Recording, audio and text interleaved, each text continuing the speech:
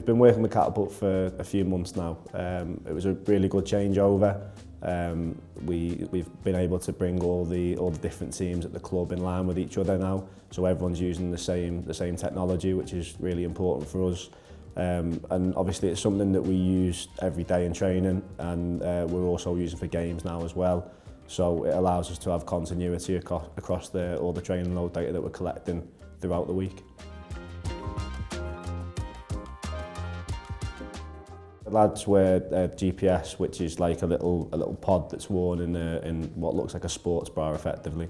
It's something that I think most people are accustomed to seeing now that professional footballers wear. So yeah, we get a lot of information from that little sort of unit and can tell us a lot of different things, and we use that data over every training session. We look at a range of different metrics to basically track what the players are doing during training and during games, so we can get an understanding of the sort of physical load that they're experiencing.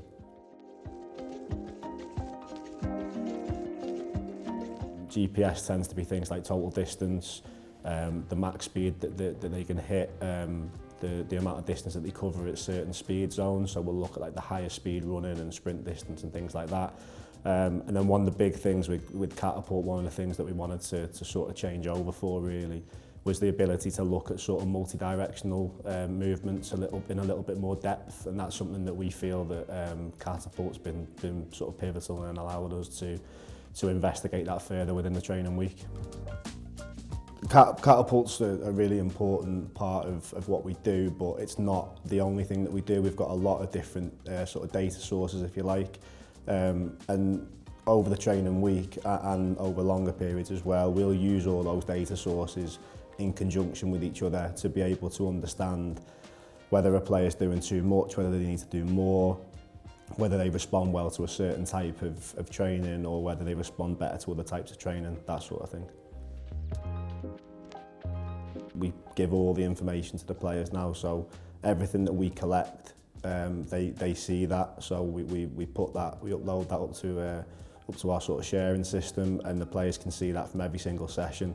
And I think it's really important from our perspective that the players understand that, because ultimately we need them to buy into what they're doing. It's not something that we can do on our own. Ultimately they're the ones who are doing the work, they're the ones that are doing the running. So if we want them to do more or want them to be quicker, whatever it may be, it's important that they obviously understand the information that we're seeing, so that they can understand what they need to do to make themselves better.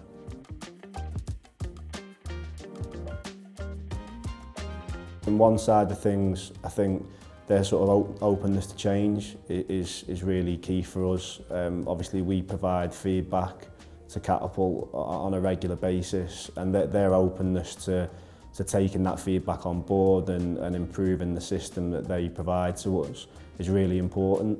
On the other side of things, I think from what they currently provide at the moment, the big thing that was attractive to us to change over to Catapult was the ability to look in more depth at multi-directional load. I think that's something that maybe other GPS companies are a little bit behind with, and Catapult are really sort of the leader in that field, and that was quite a big factor in getting us to change over. When people look at, your average person can go and do a 5k run, a 10k run, and would probably do it in a lot less time than what players would cover those distances within a game.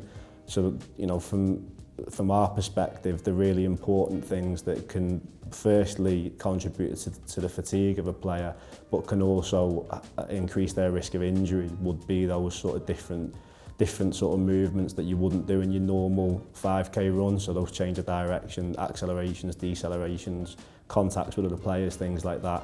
So they're for us really key metrics that give us a better understanding of what players are actually doing during games, on top of just understanding the distances that they're running.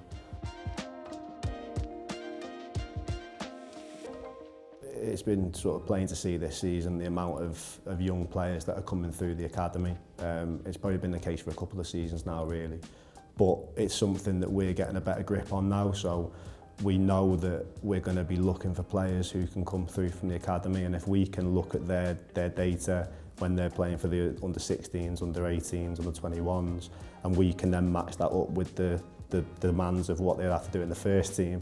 That can give us a little bit of a head start on identifying which players are maybe ready to come over and train or play with us at this current moment in time. And it can also give us an idea of maybe where certain players might need to work on particular weaknesses to get them up to speed so that they can be with us in the near future. One of the things that I think the owners and the general hierarchy at the club are quite big on is that sort of like one club feel. And I know obviously it's something that probably gets said quite a lot nowadays, but I think it is something that's genuinely in place here. Obviously we're all together on site at the High Performance Centre, and being able to sort of have conversations around the same sort of information where everyone understands and are on the same page. I think that's vital for sort of the development of the staff as well as the development of the players that those staff are working with.